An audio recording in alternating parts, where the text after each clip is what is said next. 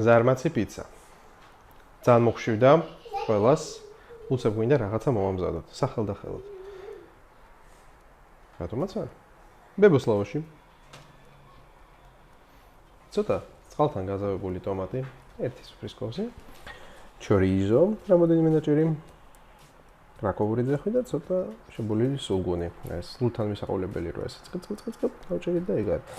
ჩემი სპეცი შეკვეთით ციცაკა და ხეხილი ყველი ასე 100 გრამი. სულ ცოტაზეთი.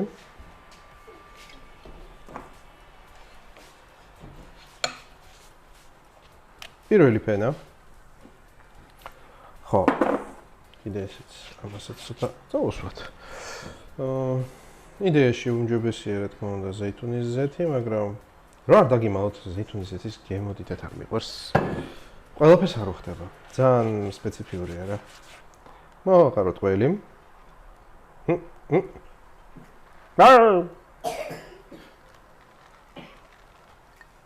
წვრილად დავხეხე ყველი მაქსიმალურად, რომ კარგად გავღეს. გლომად. ისევ ჩვენთვის ვამზადებთ შესაბამისად. ვაფარებთ. სასურველია დაბალ ცეცხლზე, რომ ყველაფერი თან მოვასწროთ, თან არ დაიწვას. თან გემრიელიც გამოვიდეს. აი ესე. ტომატი. ჩორიზო. ჩემი უსაყვარლესი ძეხვი. ბურჯუ.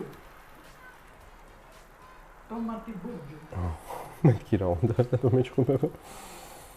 ცოტა სულგუნი და კრაკოვური. აი ესე. მაშ. გაგირავით რამეა. ცოტა აქეთ მხარეს სადაც ბავშვები არ შეჭამენ. და ბოლოს დარჩენილი ყველი.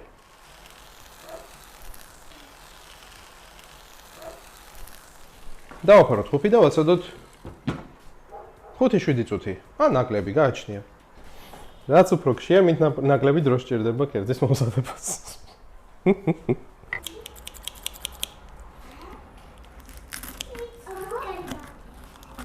პიცა თუ პიცბურგერი?